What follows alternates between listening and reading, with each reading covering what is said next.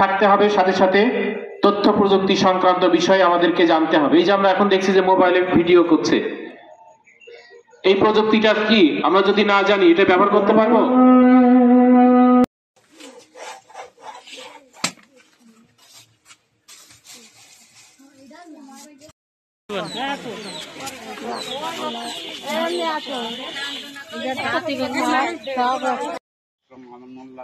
উদ্যোগে কম্বল বিতরণ অনুষ্ঠানে উপস্থিত জীবননগর উপজেলার সাংবাদিকবৃন্দ, উপস্থিত এলাকার সাধারণ মানুষ, উপস্থিত যারা কম্বল গ্রহণ করবেন, মা ও বোনেরা, আসসালামু আলাইকুম।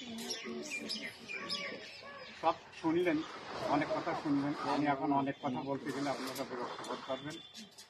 আমার ছাত্র মামুন মোল্লাকে আপনারা বিভিন্ন স্বেচ্ছাসেবকমূলক প্রতিষ্ঠান তার সাথে যুক্ত থাকার কারণে আজকে আপনাদের মাঝে করতে পারে। আর আমি আর কথা বাড়াবো না, আপনাদের আছে কম্বল বিতরণ করে আপনাদের বাড়ি পাঠানো যত তাড়াতাড়ি সম্ভব হয় সেই ব্যবস্থা করবো ইনশাল্লাহ। সবার কাছে দোয়া রেখে আপনাদের দোয়া করে আমি আমার সংক্ষিপ্ত বক্তব্য শেষ করছি। আসসালামু আলাইকুম। ঠিক আছে।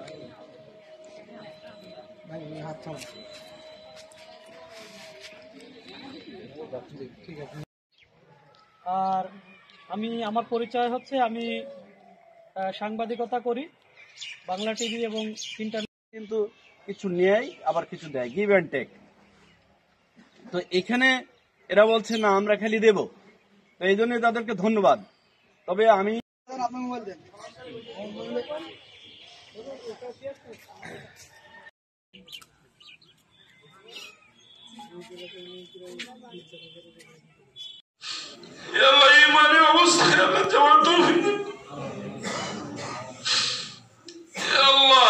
পাগল হয়ে আল্লাহ কবরে যাওয়ার তৌফিক দান করিয়ে।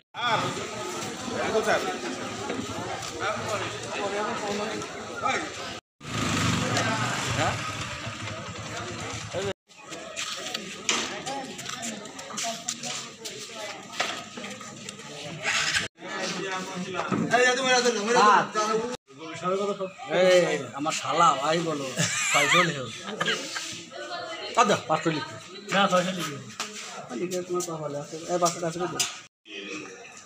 আল্লাহ পবিত্র জুমার 2 রাকাত নামাজ আদায় করি আপনার শাহী দরবারে হাত পেতেছি। ইয়া আল্লাহ গুনাহগার দুটি হাত উত্তোলন করেছি। ইয়া আল্লাহ আপনি আমাদের মঞ্জার দোকানে হাত পছন্দ হয় তার হাতের ওসিলা করি আল্লাহ আপনি আমাদের প্রত্যেকের নামাজ খানাকে আল্লাহ আপনি কবুল করিয়া দেন। ইয়া আল্লাহ যেদিকে তাকায় সেদিকে শুধু গুনাহ আর গুনাহ। ইয়া আল্লাহ আপনি আমাদের প্রত্যেকে গুনাহমুক্ত জীবন দান করিয়া দেন। ইয়া আল্লাহ আফিয়াতের জিন্দেগি দান করিয়া দেন, সুস্থতার মতো নিয়ামত দান করিয়া দেন। ইয়া রাব্বাল আলামিন যে কয়দিন বাঁচায় রাখিয়েন আল্লাহ ইজ্জত ও ঈমানের সাথে বাঁচাইয়া রাখিয়েন। ইয়া আল্লাহ যখন ডাক দিবেন আল্লাহ মালাকুল মউত পাঠাইয়া দিবেন, ঈমানি হালতে পাঠাইয়া দিয়েন। ইয়া আল্লাহ আমরা যেমন আমাদের বাবা মায়ের জন্য দোয়া করতে পারতেছি, ইয়া আল্লাহ আপনি আমাদেরকে এমন সুসন্তান দান করিয়া দেন। ইয়া আল্লাহ এমন একদিন আসবে আমরা আর দুনিয়াতে কেউ থাকবো না।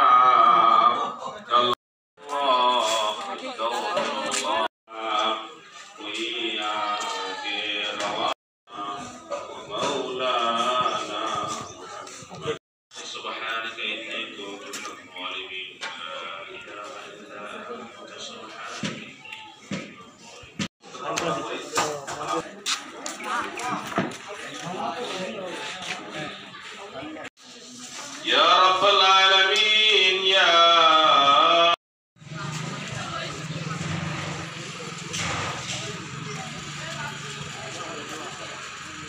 আমি ওদিকে বসেন না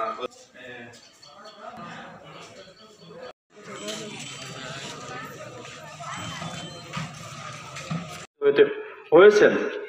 সম্মানিত উপস্থিতি, সংগঠন এমন একটা জিনিস যেখানে সংগঠনের সামনে যদি কোনো বড় পড়াশোনার বিকল্প নাই। আমি আশা করব যে আপনারা এখানে যারা আছেন সুন্দর রুটিন ওয়ার্কের মাধ্যমে নিয়ে আসবেন। দুইটা কথা আছে আমাদের ইসলামী ছাত্র শিবিরের, সেটা হচ্ছে যে ব্যালেন্স এবং ম্যানেজ, এই দুইটা জিনিস আমরা যাতে গাড়ি ঘোড়ায় চড়েছে, তো গাড়ি ঘোড়ায় চড়া মানেই যে লেখাপড়া করবে সেই পরবর্তী জীবনে টিকে থাকবে, সেই সুখে থাকবে, সেই শান্তিতে থাকবে, সেই প্রভাবশালী হবে, সেই সমাজের নেতৃত্ব দেবে। আর যারা লেখাপড়া করছো না, লেখাপড়ায় ফাঁকি দিচ্ছ, তাদের পক্ষে পরবর্তীতে প্রভাবশালী হওয়ার কোনো সুযোগ নাই, ভালো চাকরি পাওয়ার কোনো সুযোগ নাই। ঠিক ইংরেজদের মতো করেই এদেশটাকে কলোনি ভাবতে শুরু করলো, এদেশ থেকে সম্পদ তারা তাদের দেশে নিয়ে যেত এবং তাদের দেশের মিল কারখানার দিকে চলতে শুরু করলো। কিন্তু এখানে সাব্বাহা লিল্লাহি মা ফিস সামাওয়াতি ওয়া মা ফিল আরদ ওয়া হুয়াল আজিজুল হাকীম। সাদাকাল্লাহ। ভালো ছাত্র হতে হবে, তবেই তো শিবিরকে অবদান রাখা যাবে। আজকে আপনারা যে এখানে যারা আছেন, আজকের ছাত্ররাই তো আগামী দিনের ভবিষ্যৎ। আগামী দেশ পরিচালনা করার জন্য এখান থেকেই তো আপনারা নেতৃত্ব দেবেন দেশকে। আজকে যে 5ই আগস্টের যে সফলতা, এর মাধ্যমে আমরা যে সুফল পেয়েছি আর কি, এটা তো আমাদের সবারকে কাজে লাগাতে হবে। আপনাদেরকে সম্মানিত ছাত্র সমাজ, বাংলাদেশ তথা সারা মুসলিম কান্ট্রি, আমাদের এই বাংলাদেশের ছাত্র সমাজ আজকে দেখেন আপনাদের 16ই ডিসেম্বর বিজয় দিবস উপলক্ষে একটা প্রোগ্রামে আপনাদেরকে আহ্বান করা হয়েছে।